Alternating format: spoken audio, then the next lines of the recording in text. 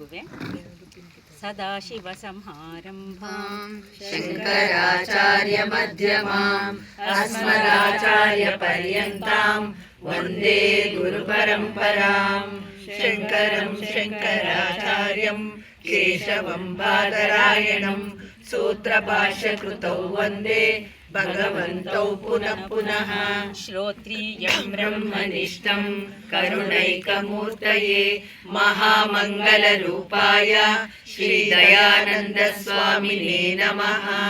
ನಮಾಮಿ ಚಿದ್ರೂಪಾನಂದಂ ಸದ್ಗುರುಂ ಜ್ಞಾನಭಾಸ್ಕರಂ ಬ್ರಹ್ಮನಿಷ್ಠಂ ಸದಾ ಶಾಂತಂ ಪರಮಾನಂದದಾಯಕಂ ಬ್ರಹ್ಮಾತ್ಮಜ್ಞಾನ ಸಂಪನ್ನಂ ಸ್ವಯಂ ಸದ್ಗುರು ಸಮರ್ಪಣಂ ಸ್ವಾಮಿನಿ ಸುವೇದಾನಂದ ಸರಸ್ವತಿ ಸದ್ಗುರುಂ ಶಿರಸಾ ನಮಾಮಿ ಸದ್ಗುರುಂ ಶಿರಸಾ ನಮಾಮಿ. ಗುರು ಪರಂಪರೆಗೆ ಅನಂತ ಪ್ರಣಾಮಗಳನ್ನು ಸಲ್ಲಿಸ್ತಾ ಪೂಜ್ಯ ಸ್ವಾಮೀಜಿಯವರ ಚರಣಗಳಿಗೆ ಮನಸ ಶಿರಸ ಪ್ರಣಾಮಗಳನ್ನು ಸಲ್ಲಿಸ್ತಾ ಇಲ್ಲಿ ಆಗಮಿಸಿರುವಂತಹ ಆಶಾ ವಿದ್ಯಾರ್ಥಿಗಳು, ಆಶಾ ಬಂಧುಗಳು ಎಲ್ಲರಿಗೂ ಕೂಡ ಹೃದಯಪೂರ್ವಕವಾದಂತಹ ವಂದನೆಗಳು. 32 ವರ್ಷಗಳಿಂದ ನಮ್ಮ ಆಶಾ ವಿದ್ಯಾಪೀಠದ ಗುರು ಪೌರ್ಣಿಮೆಯನ್ನು ನಾವು ಒಳಗಡೆ ಒಂದು ಕೊಠಡಿ, ಒಂದು ಬಂಧನದಲ್ಲಿ ಅಷ್ಟಿಗೆ ಮಾತ್ರ ಸೀಮಿತವಾಗಿತ್ತು. ಈ ದಿನ ವಿಜಯಕ್ಕ ಮತ್ತು ಅವರ ಒಂದು ಫ್ಯಾಮಿಲಿಯಿಂದ ನಾವು ಈ ದಿನ ಇಲ್ಲಿ ಈ ಪ್ರಕೃತಿಯ ಮಡಿಲಲ್ಲಿ ನಾವು ಮಾಡುವಂತಹ ಅವಕಾಶ ಸಿಕ್ಕಿದ್ದಕ್ಕೆ ಅವರಿಗೂ ಕೂಡ ಧನ್ಯವಾದಗಳು ಹೇಳ್ತೀನಿ. ಯಾಕೆಂದರೆ ಆತ್ಮೀಯರೇ, ಇದು ಈ ಜ್ಞಾನ ಬರೀ ಸೀಮಿತವಾದಂತಹ ಜ್ಞಾನ ಅಲ್ಲ, ಇದು ಅಪರಿಮಿತವಾದಂಥ ಜ್ಞಾನ. ಇದು ಪೂಜ್ಯ ಸ್ವಾಮೀಜಿಯವರು ಈ ಒಂದು ಏನು ದಕ್ಷಿಣಾಮೂರ್ತಿಯನ್ನು ನಾವು ಸ್ಮರಿಸ್ತೀವೋ, ಸ್ವಾಮೀಜಿಯವರು ಇವತ್ತು ದಕ್ಷಿಣಾಮುಖವಾಗಿಯೇ ದಕ್ಷಿಣಾಮೂರ್ತಿಯಂತೆ ನಮ್ಮೆಲ್ಲರನ್ನು ಅನುಗ್ರಹಿಸಿಕೊಳ್ತಾರೆ ಬಂದಿದ್ದಾರೆ. ಈ ಒಂದು ಸಂದರ್ಭದಲ್ಲಿ ಒಂದು ಕೆಲವು ನಾಮಗಳನ್ನು ತಗೊಳ್ಳೋಣ. ಯಾಕೆಂದರೆ ನಾವು ಈ ಒಂದು ಗುರು ಪರಂಪರೆ ಅದ್ಭುತವಾದದ್ದು. ಸದಾಶಿವನಿಂದ ಹಿಡಿದು ಅಲ್ಲಿಂದ ಕೆಲವರ ಹೆಸರನ್ನು ನಾವು ತಗೊಂಡಿದ್ದಾದರೆ ವಸಿಷ್ಠರಾಗಲಿ, ಪರಾಶರರು, ವ್ಯಾಸರು, ಶುಕರು, ನಂತರ ನಮಗೆ ನಾವೆಲ್ಲರೂ ಅಭ್ಯಾಸ ಮಾಡುವಂತಹ ಪರಮ ಪುರುಷರಾದಂಥ ಶಂಕರಾಚಾರ್ಯರು, ಅವರ ಶಿಷ್ಯರಾದಂತಹ ಪದ್ಮಪಾದರು, ತೋಟಕಾಚಾರ್ಯರು, ಸುರೇಶ್ವರಾಚಾರ್ಯರು, ಆಮೇಲೆ ಹಸ್ತಮಲಕ. ಆ ನಂತರದ ಪರಂಪರೆಯಲ್ಲಿ ಏನು ಜ್ಞಾನಗಂಗೆ ಹರಿದು ಬಂದಿದೆಯೋ, ನಂತರದ ದಿನಗಳಲ್ಲಿ ನಾವು ನೋಡಿದ್ದಾದರೆ ನಮ್ಮೆಲ್ಲರಿಗೂ ಒಂದು ರೀತಿ ಪರಿಚಿತರಾದಂತಹ ಶಿವಾನಂದರಾಗಲಿ, ಚಿನ್ಮಯಾನಂದರಾಗಲಿ, ತಾರಾನಂದ ಸ್ವಾಮೀಜಿಯವರಾಗಲಿ, ನಂತರ ನಮ್ಮೆಲ್ಲರ ಪರಮ ಪೂಜ್ಯರಾದಂತಹ ಶ್ರೀ ದಯಾನಂದರ ಸ್ವಾಮೀಜಿ ಅದೇ ಪರಂಪರೆಯನ್ನು ಯಥಾವತ್ತಾಗಿ ನಮಗೆ ಜ್ಞಾನವನ್ನು ನೀಡ್ತಿರುವಂತಹ ಪೂಜ್ಯ ಚಿದ್ರೂಪಾನಂದ ಸ್ವಾಮೀಜಿಯವರು, ನಂತರ ಸುವೇದಾನಂದ ಸರಸ್ವತಿ ಮಾತಾಜಿಯವರು, ಅವರಿಗೆಲ್ಲರ ಪವಿತ್ರವಾದಂತಹ ಈ ಜ್ಞಾನದ ಒಂದು ಗಟ್ಟಿಯಾದಂಥ ಸರಪಳಿಯಲ್ಲಿ ನಾವೆಲ್ಲರೂ ಕೂಡ ಭದ್ರವಾದ ಕೊಂಡಿಗಳಾಗಿದ್ದೀವಿ. ಆದ್ಮೇಲೆ ಇದು ನಮ್ಮೆಲ್ಲರ ಭಾಗ್ಯ, ಹೌದೋ ಅಲ್ವಾ? ಅಲ್ವಾ? ಈ ಒಂದು ಜ್ಞಾನ ಸಿಗೋದು ಅಷ್ಟು ಸುಲಭ ಅಲ್ಲ. ಅನೇಕ ರೀತಿಯ ಸದ್ಗುರುಗಳು, ಅನೇಕ ರೀತಿಯ ಗುರುಗಳು ಇರ್ತಾರೆ. ಅದರಲ್ಲಿ ಬೋಧಕ ಗುರು, ನಿಷಿದ್ಧ ಗುರು ಆ ಥರವರೆಲ್ಲ ಇರ್ತಾರೆ. ಆದರೆ ನಮಗೆ ಈ ಜ್ಞಾನವನ್ನು ಯಥಾವತ್ತಿಗೆ ಬೋಧನೆ ಮಾಡುವಂಥ ಗುರು ಸಿಗಬೇಕು ಅಂದರೆ ಬಹಳ ಕಷ್ಟ. ಆದಮೇಲೆ ಜೊತೆಗೆ ನಾವು ಯಾವ ಜ್ಞಾನವನ್ನು ಆ ಒಂದು ಮಹರ್ಷಿಗಳಿಂದ ಬಂದಂತಹ ಜ್ಞಾನವನ್ನು ಇಂದು ನಾವು ಯಥಾವತ್ತಾಗಿ ತಿಳಿತಿದ್ದೀವಿ, ಅದು ಮಾತ್ರ ನಮ್ಮೆಲ್ಲರ ಜೀವನವನ್ನು ಸಾರ್ಥಕ ಮಾಡೋದು ಅನ್ನುವಂಥ ಸತ್ಯದ ಅರಿವನ್ನು ನಾವು ಕಂಡುಕೊಂಡಿದ್ದೀವಿ ಅಲ್ವಾ? ಅದಕ್ಕೆ ಕಾರಣ ಪೂಜ್ಯ ಸ್ವಾಮೀಜಿಯವರು. ಸ್ವಾಮೀಜಿಯವರು ಆ ಒಂದು ಸನ್ನಿಧಿ ಹೇಗಿರುತ್ತೆ ಅಂದರೆ, ಸ್ವಾಮೀಜಿ ಬರ್ತಿದ್ದಂಗೆ ನಮ್ಮೆಲ್ಲರ ಮನಸ್ಸು ಏನಾಯಿತು, ಶಾಂತವಾಯಿತು. ನಂತರ ಅವರ ಸಾನ್ನಿಧ್ಯದಲ್ಲಿ ನಾವೆಲ್ಲರೂ ಕುಳಿತಿದ್ದೀವಿ. ನಮ್ಮ ಮನಸ್ಸು ಹೇಗಿದೆ, ಶಾಂತವಾದ ಮೌನದಲ್ಲಿದೆ.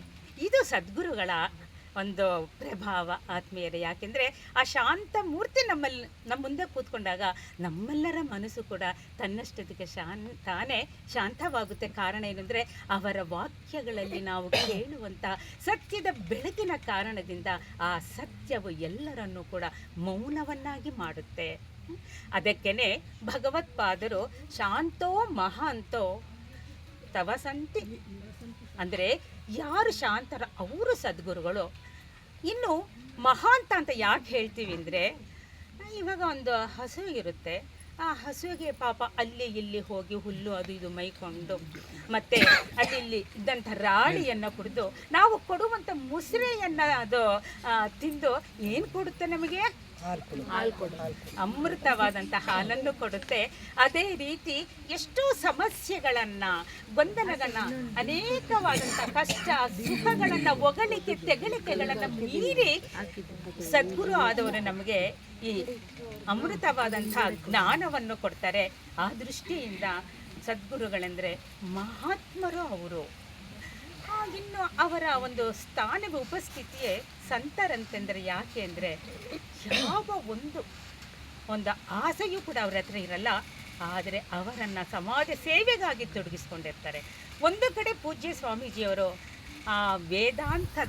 ವೇದಗಳ ಪ್ರಚಾರವನ್ನು ಮಾಡ್ತಿದ್ದಾರೆ, ಮತ್ತೊಂದು ಕಡೆ ಸಮಾಜ ಸೇವೆಯಲ್ಲಿ ತಮ್ಮ ಇಷ್ಟು ಒಂದು ಕಾಲವನ್ನು ಕೂಡ ಸದಾ ಇಂಥ ಸೇವೆಯಲ್ಲಿ ತೊಡಗಿಸ್ಕೊಂಡಿದ್ದಾರೆ. ಆತ್ಮೀಯರೇ, ಅವರಿಗೆ ಬಹುಶಃ ಒಂದು ನಿಮಿಷನೂ ಪುರ್ಸತ್ತಿಲ್ಲ. ಯಾಕೆ ಅಂದರೆ ಈ ಒಂದು ಕಾಲದಲ್ಲಿ ಅವರು ಸ್ವಾಮೀಜಿಯವರಿಗೆ ಎಷ್ಟೋ ಗುರುಕುಲಗಳಿದೆ ಮತ್ತು ಎಷ್ಟೋ ಅವರದ್ದು ಆರ್ಷವಿದ್ಯಾ ಕೇಂದ್ರಗಳಿದೆ. ಅವರು ಎಲ್ಲದರ ಒಂದು ಜವಾಬ್ದಾರಿ ಪೂಜ್ಯ ಸ್ವಾಮೀಜಿಯವರ ಮೇಲಿದೆ. ಆದ್ದರಿಂದ ಅವರು ಮೊನ್ನೆ ಈ ಥರ 9ನೇ ತಾರೀಕು ಹುಬ್ಬಳ್ಳಿಯಲ್ಲಿ ಗುರುಪೂರ್ಣಿಮೆ ಕಾರ್ಯಕ್ರಮ ಮುಗಿಸಿದರು. ನಂತರ ಬೆಂಗಳೂರಲ್ಲಿ ನಡೆಸಿದ್ರು.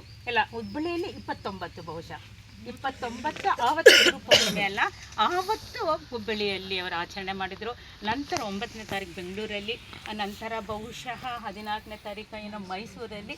ಇವಾಗ ನಮ್ಮೆಲ್ಲರ ಅದೃಷ್ಟದಂತೆ ಸ್ವಾಮೀಜಿಯವರು ಇಲ್ಲಿ ಬಂದಿರೋದು ನಮ್ಮ ಭಾಗ್ಯವೇ. ಅದಕ್ಕೋಸ್ಕರ ಸಂತರ ಅಂತಂದರೆ ಅವರು ಹೇಳ್ತಿದ್ರು, ಸ್ವಾಮೀಜಿ ಯಾವತ್ತೂ ನನಗೆ ಸುಸ್ತು ಅನ್ನೋದೇ ಇಲ್ಲ, ನನಗೇನು ಅನ್ಸೋದಿಲ್ಲ, ಸದಾಕಾಲ ಈ ಸಮಾಜದ ಸೇವೆಯಲ್ಲಿ ಮನಸ್ಸು ತೊಡಗಿರುತ್ತೆ ಅಂತ ಹೇಳಿ. ಆದರೆ ನಾವು ಒಂದು ಪರ್ಸೆಂಟು ಕೂಡ ಸಮಾಜಕ್ಕಾಗಿ ನಮ್ಮ ಮನಸ್ಸನ್ನು ನಾವು ಕೊಡೋದಿಲ್ಲ. ಸದಾಕಾಲ ನಮ್ಮ ವೈಯಕ್ತಿಕವಾದಂತಹ ಒಂದು ಸುಖ, ಭೋಗ, ಅಧಿಕಾರ, ಅಹಂಕಾರ, ಆಸ್ತಿ, ಮನೆ, ಮಕ್ಕಳು, ಇದಕ್ಕೋಸ್ಕರ ನಾವು ಜೀವನವನ್ನು ಮುಡುಪಾಗಿರ್ತೀವಿ. ಅದರಲ್ಲಿ ಸುಖವಿಲ್ಲ ಆತ್ಮೀಯರೇ. ಎಷ್ಟಿದ್ರೂ ಇನ್ನಷ್ಟಿದ್ರೆ ಮತ್ತಷ್ಟು ಬೇಕು ಅನ್ನುವ ಭಾವನೆ ಹುಟ್ಟಿತ್ತೆ ಹೊರತು ಅದನ್ನು ದಾಟಿ ಬರಬೇಕು ಅಂತ ನಮ್ಗೆ ಅನಿಸೋದಿಲ್ಲ.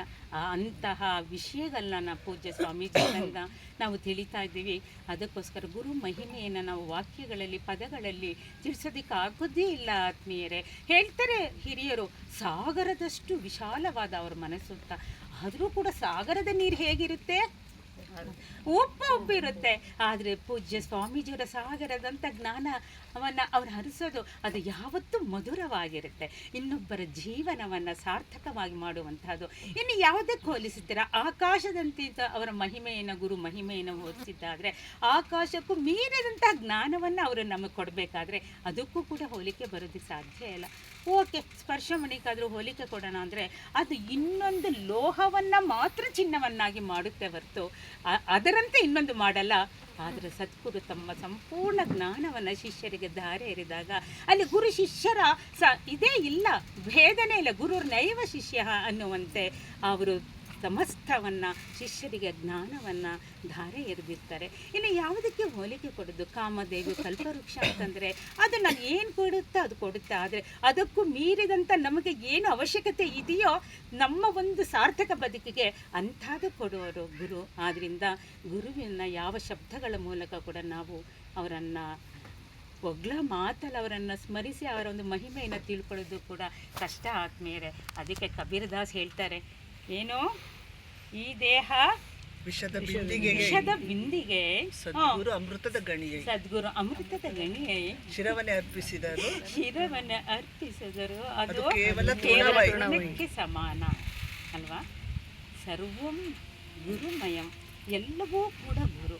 ಎಲ್ಲೆಲ್ಲಿ ಏನೇನು ಎಲ್ಲೆಲ್ಲಿ ನೋಡ್ತೀವಿ ಅದೆಲ್ಲವೂ ಕೂಡ ಗುರು ಮಹಿಮೆ.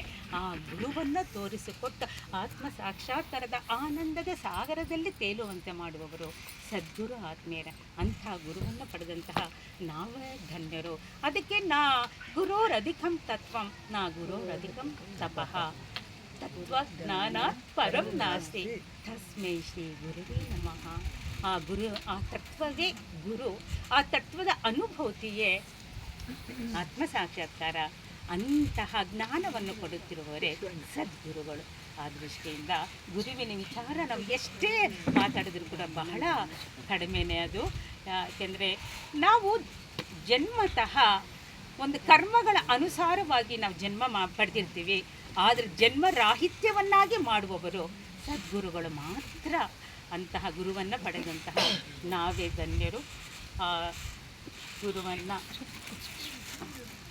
ಸ್ಮರಿಸಿದ್ದು ಕೂಡ ನಿಜವಾಗ್ಲೂ ಕಷ್ಟ ಸಾಧ್ಯವಾದದ್ದು. ಆ ಗುರುವಿನ ಅನುಗ್ರಹಕ್ಕಾಗಿ ಈ ಒಂದು ಗುರು ಪೌರ್ಣಿಮೆಯ ಆಚರಣೆಯನ್ನು ನಾವು ನಡೆಸ್ಕೊಂಡು ಬರ್ತಾ ಇರ್ತೀವಿ. ಅಲ್ಲಿ ಗುರು ಕೊಟ್ಟಂತಹ ಜ್ಞಾನಕ್ಕೆ ಪ್ರತೀಕವಾಗಿ ಇಂತಹ ದಿವಸ ನಾವು ಗುರುವಿಗೆ ಕೃತಜ್ಞತೆಯನ್ನು ಸಲ್ಲಿಸುವಂತಹ ದಿನ ಇದು. ಅದು ನಮ್ಮೆಲ್ಲರ ಕರ್ತವ್ಯ ಆಗಿದೆ ಆತ್ಮೀಯರೇ. ಅಂತಹ ಸಂದರ್ಭ ಇವತ್ತು ನಮಗೆ ಬಂದಿದೆ. ನಾವೆಲ್ಲರೂ ಕೂಡ ಗುರುವಿನ ದರ್ಶನವನ್ನು ಮಾಡಿದ್ವಿ. ಗುರುವಿನ ಉಪದೇಶವನ್ನು ಕೇಳ್ತಾ ಗುರುವಿನ ಅನುಗ್ರಹಕ್ಕೆ ನಾವೆಲ್ಲರೂ ಪಾತ್ರರಾಗೋಣ.